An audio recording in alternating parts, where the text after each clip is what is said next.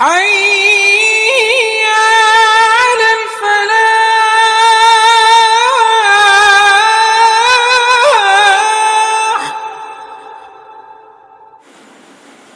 بسم اللہ الرحمن الرحیم. الحمد للہ رب العالمین والصلاة والسلام علی اشرف الانبیاء والمرسلین وعلی من تبعهم بإحسان الی یوم الدین. اما بعد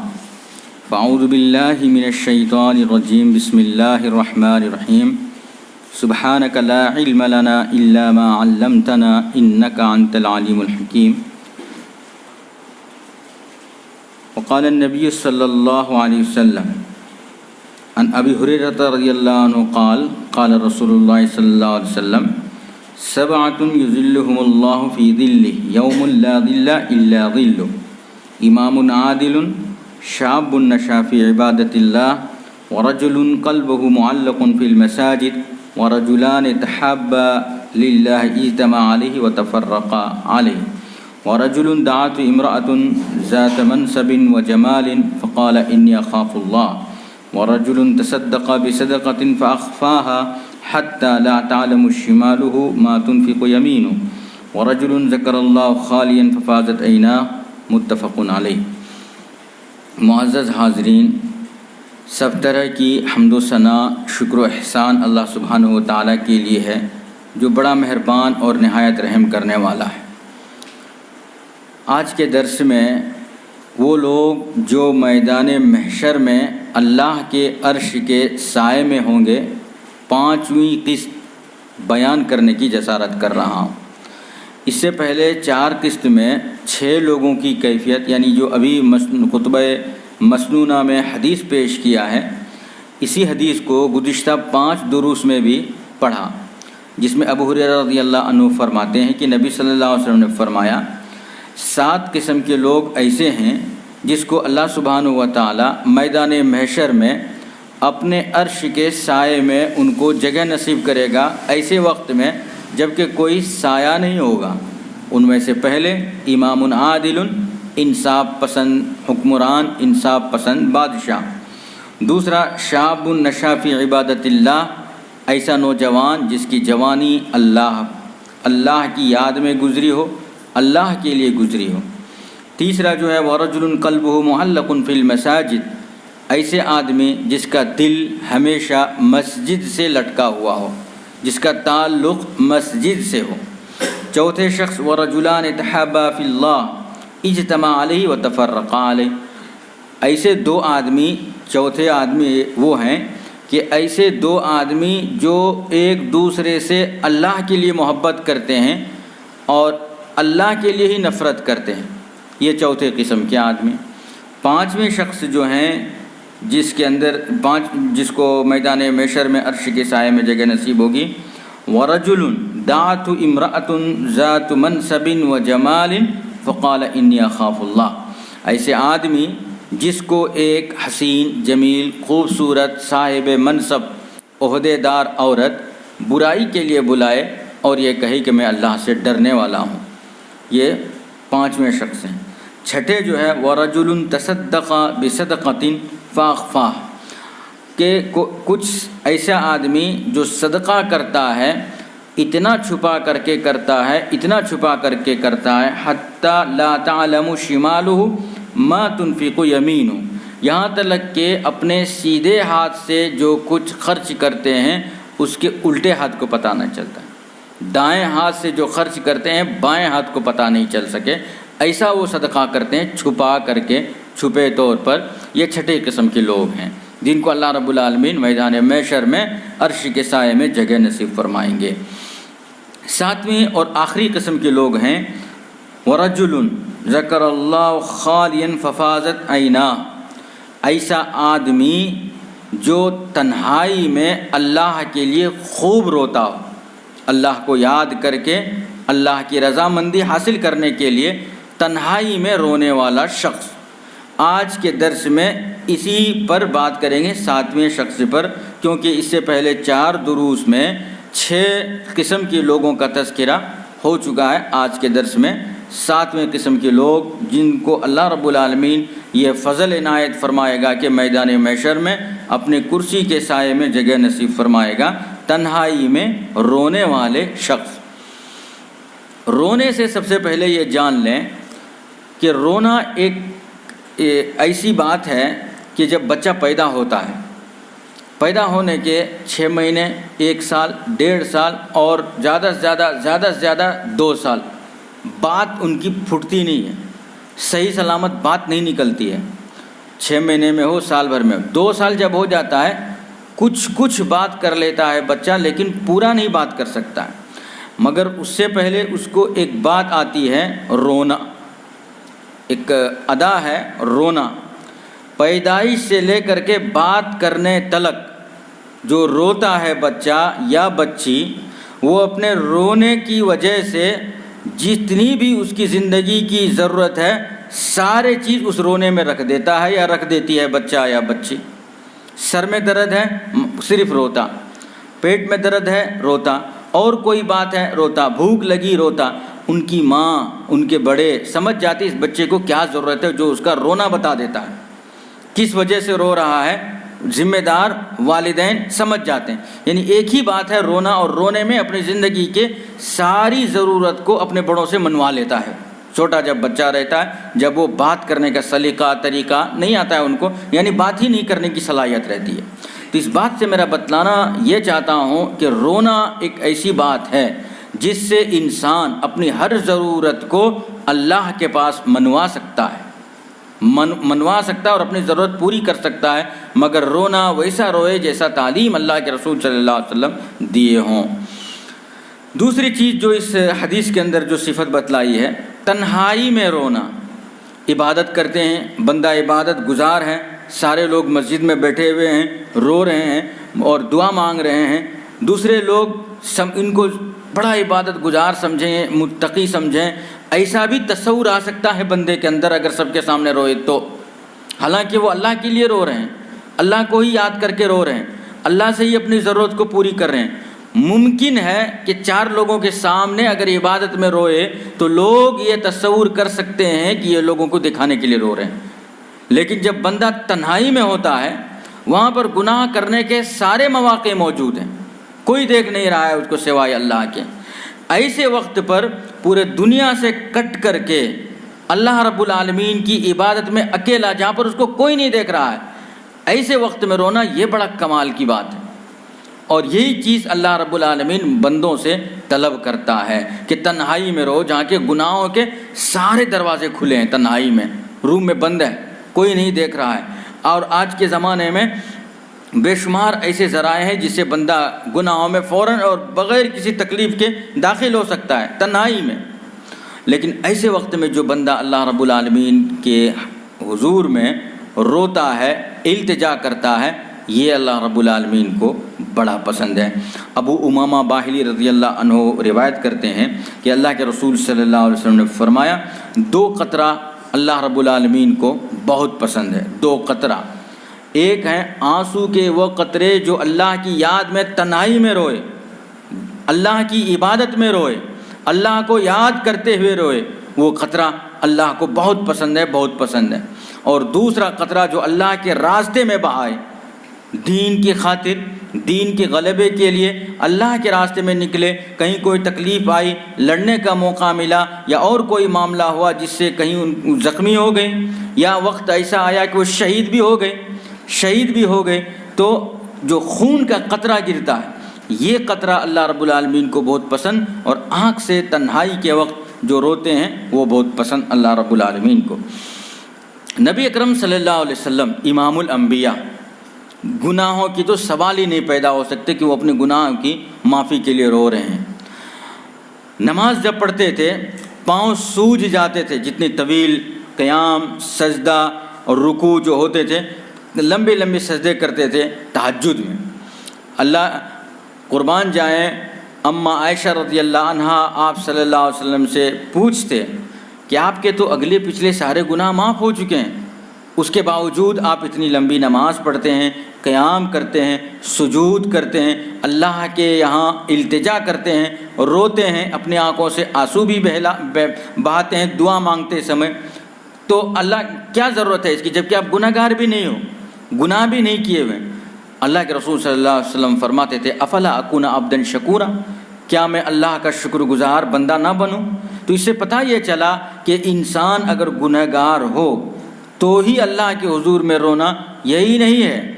بلکہ یہ نہیں سوچے کہ ہم گناہ گار ہیں، اپنی گناہوں کی معافی مانگنے کے لیے اللہ کے پاس رو رہے ہیں، یہ نہیں خیال کرنا ہے۔ اللہ کو رضامند کرنے کے لیے، اللہ کی رضامندی چاہنے کے لیے، اپنے درجات کی بلندی کے لیے بھی ہو، اور یعنی جو کچھ بھی گناہوں کی مغفرت کے لیے بھی ہو، اپنی کچھ بھی ضرورت ہو، اللہ کی عدالت میں رکھ کر کے روتے ہیں، یہ بندہ اللہ رب العالمین کو بہت پسند ہے۔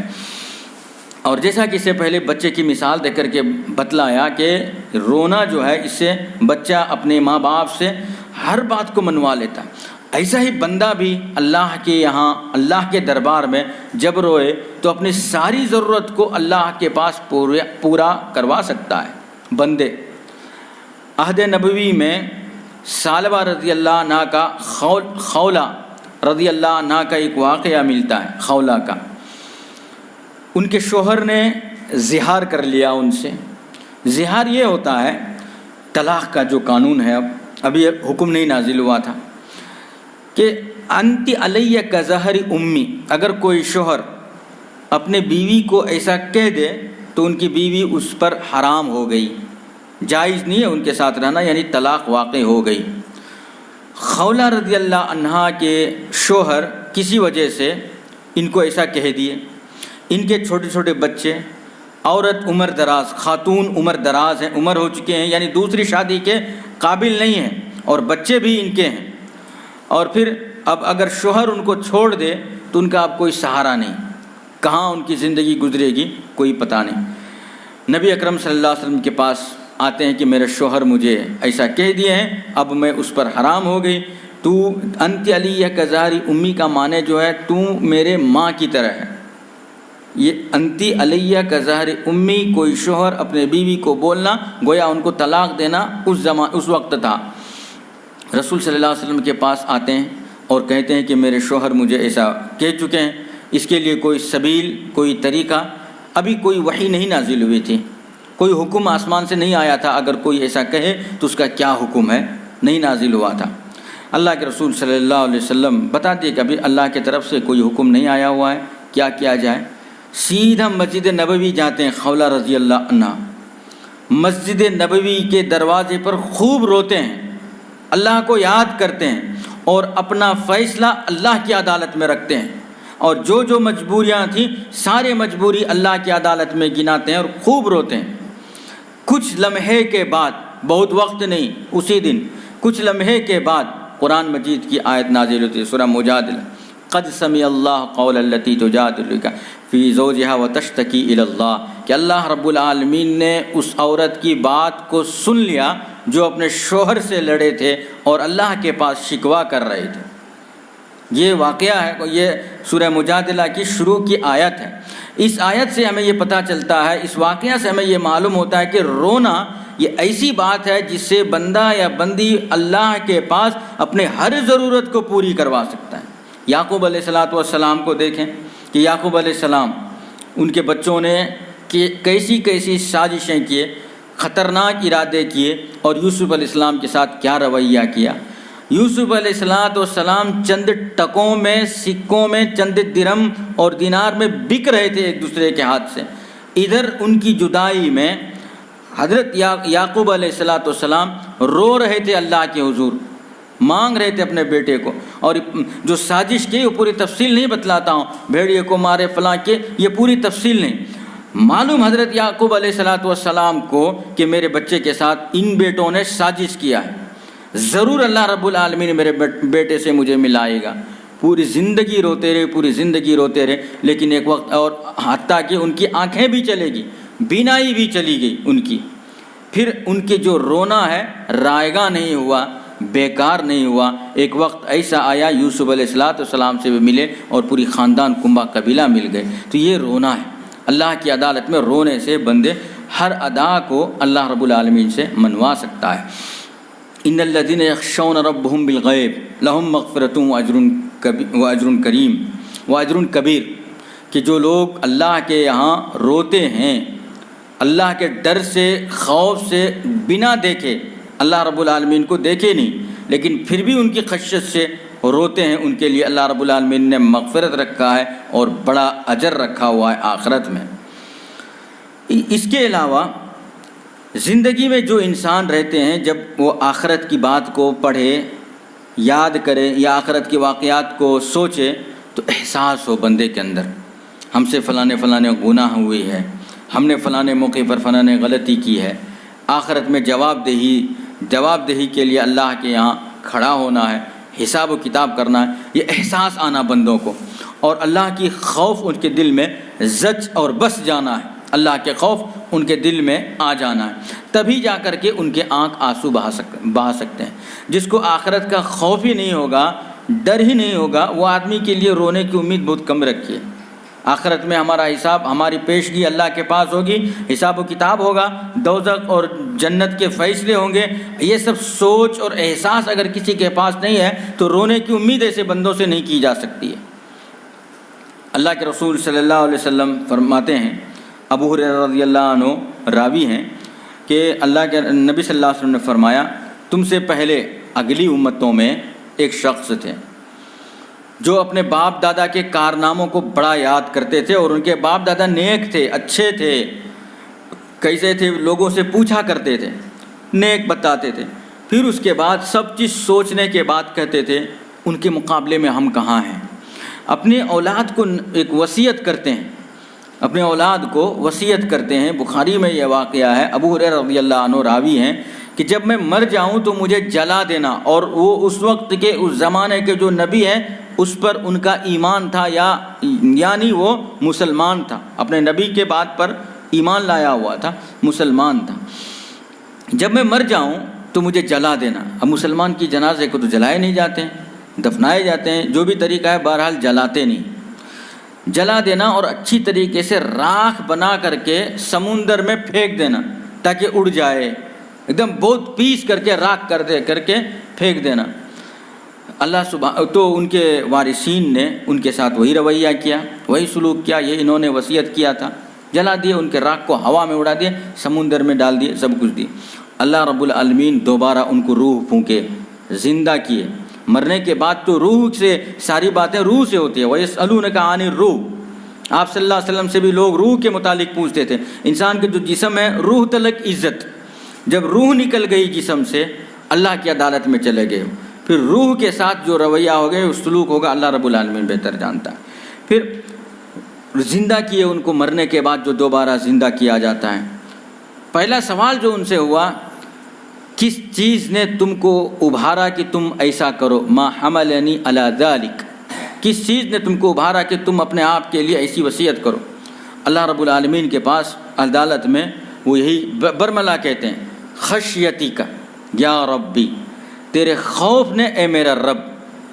کہ میں جو عمل کیا ہوں دنیا کے اندر، جو کچھ کام کر کے آیا ہوں، اتنا عمدہ نہیں ہے کہ میں جنت میں چلے جاؤں، تمہارے حساب و کتاب سے بچ جاؤں، اللہ کے عذاب سے بچ جاؤں۔ تو اللہ کی عذاب سے بچنے کے لیے خوف الہی کی وجہ سے میں یہ وصیت کر کے گیا، تو اللہ رب العالمین ان کو مغفرت فرما دے گا، معاف فرما دے گا۔ اس واقعہ کو بتلانے کا مطلب یہ ہے کہ جب تک انسان کو آخرت کے خوف کا احساس نہ ہو، دوزخ کے خوف کا احساس نہ ہو، رونے کی امید ان سے کم ہی کیا جا سکتا ہے۔ تو اس طرح سے رونا اور اللہ کا خوف دل کے اندر پیدا کرنا لازم اور ملزوم چیز ہے۔ جب تک خوف آئے گا دل میں، تبھی بندہ اللہ کی عدالت میں روئے گا۔ صحابہ کرام معصوم عن الخطا کلہم عدول، فرمائے کہ سب کے سب صحابہ کرام عدول ہیں، انصاف پسند ہیں، جنتی ہیں۔ صفات بتلائے قرآن مجید میں، تراہم رکعا سجدا یبتغون من فضل اللہ، کہ ان لوگوں کو، صحابہ کرام کو تم دیکھو گے کہ رکوع کرتے ہوئے، سجدے کرتے ہوئے، اللہ کی فضل کو تلاش کرتے ہوئے۔ سیماہم فی وجوہہم من اثر السجود بھی کہا کہ ان کے پیشانیوں پر سجدے کے نشانات دیکھو گے، اللہ کو یاد کرتے ہوئے اس طریقے سے روتے، اس طریقے سے ہوتے تھے صحابہ کرام۔ لیکن ان کی اگر عبادت کو دیکھیں، تتجافا جنوبہم عن المضاجع، ان کے بازو ان کے بستر سے الگ رہتے تھے سوتے سمے، یدعون ربهم خوفا وطمعا ومما رزقناهم ينفقون، کہ اللہ کے پاس دعا کرتے تھے خوف سے اور امید سے بھی، اللہ کا ڈر بھی ان کے دل میں تھا اور امید بھی رہتی تھی اللہ رب العالمین کی۔ تتجافا جنوبهم عن المضاجع کا معنی یہ ہے کہ ان کے پہلو بازو ان کے بستر سے الگ رہتے تھے۔ مطلب یہ ہے کہ سونے کا وقت جو اللہ نے مقرر کیا ہے، بنایا ہے، سوتے وقت جب پورے بندہ سوتے رہتے ہیں اٹھ جاتے تھے، اپنے بستر سے الگ ہو جاتے تھے، اللہ کی عبادت کے لیے کھڑے ہو جاتے، یاد کرتے تھے اللہ رب العالمین کو، دعا مانگتے تھے اللہ رب العالمین سے، روتے تھے اللہ کے حضور میں، یعنی سونے کے لیے اپنے بازو کو بستر سے الگ رکھا کرتے تھے عبادت کے خاطر۔ اس طرح صحابہ کرام ہوتے تھے، لیکن آخرت کو سوچ سوچ کر کے ان کی یہ حالت رہتی تھی عبادت کی۔ خود نبی اکرم صلی اللہ علیہ وسلم کو دیکھیں، اللہ کے رسول صلی اللہ علیہ وسلم نے فرمایا شیبتنی ہود و اخواتہ، کہ مجھے سورہ ہود اور اس جیسی صورتوں نے مجھے بوڑھا کر دیا، مجھے بوڑھا کر دیا۔ کیوں؟ اس میں جو آخرت کے متعلق آیات آتی تھی، ان سب چیزوں کو جب اللہ کے رسول صلی اللہ علیہ وسلم پڑھتے تھے خوب روتے تھے، خوب روتے تھے۔ اللہ کے رسول صلی اللہ علیہ وسلم آخرت کی بات کو یاد کرتے ہوئے، یاد کر کے، اور اسی غم میں رہتے تھے، فکر میں رہتے تھے۔ عبداللہ بن شقیق رضی اللہ عنہ ایک مرتبہ آپ صلی اللہ علیہ وسلم کی خدمت میں آئے۔ آپ صلی اللہ علیہ وسلم نماز میں تھے، نماز پڑھ رہے تھے۔ عبداللہ بن شقیق رضی اللہ عنہ کہتے ہیں کہ اللہ کے رسول صلی اللہ علیہ وسلم جب نماز میں تھے اور میں داخل ہوا،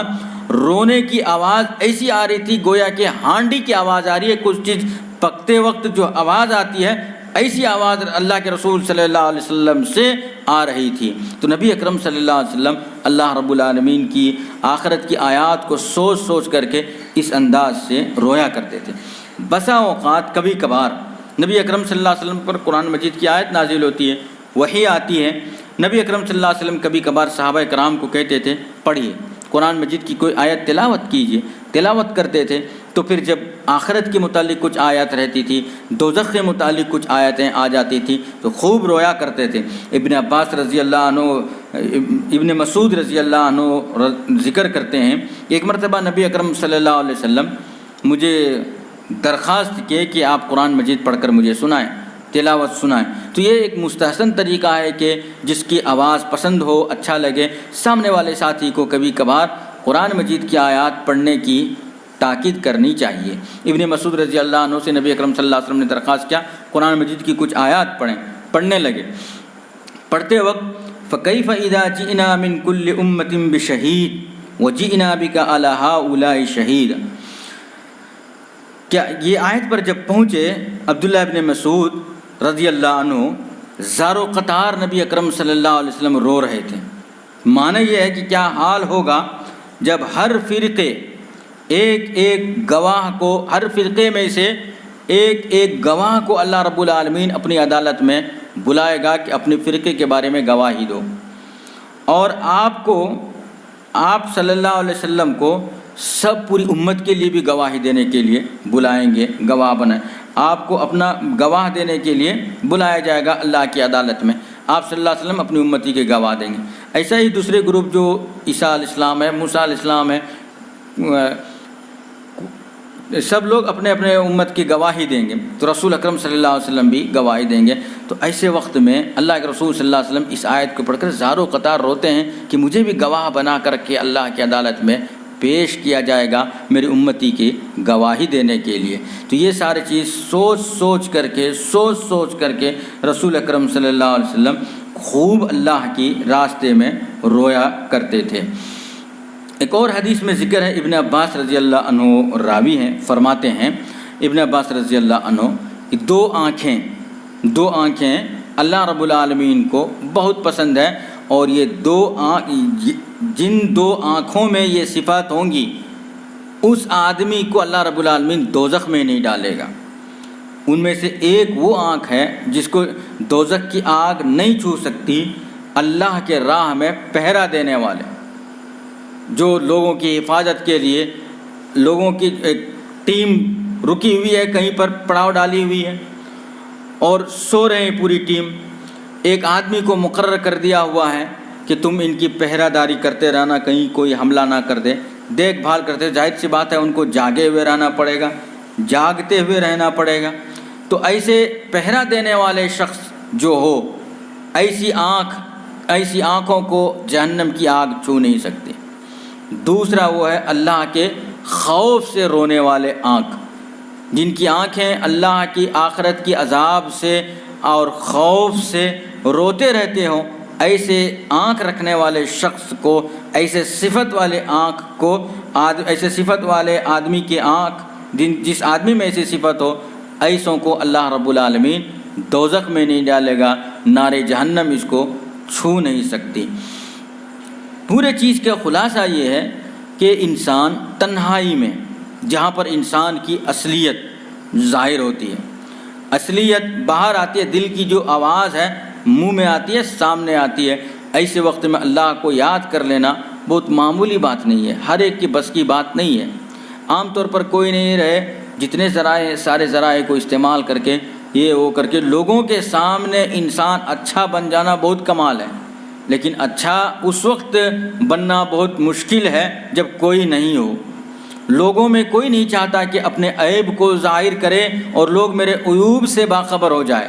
لیکن تنہائی میں جب کوئی اس کو نہیں دیکھ رہا ہے، ایسے موقع پر اپنے عیبوں کو کنٹرول کر لینا، اپنے عیبوں پر غالب آ جانا اور اللہ کی عدالت میں سرنڈر ہو جانا، یہ بہت بڑی بات ہے۔ تو یہ ایسے صفت جس بندے کے اندر ہو،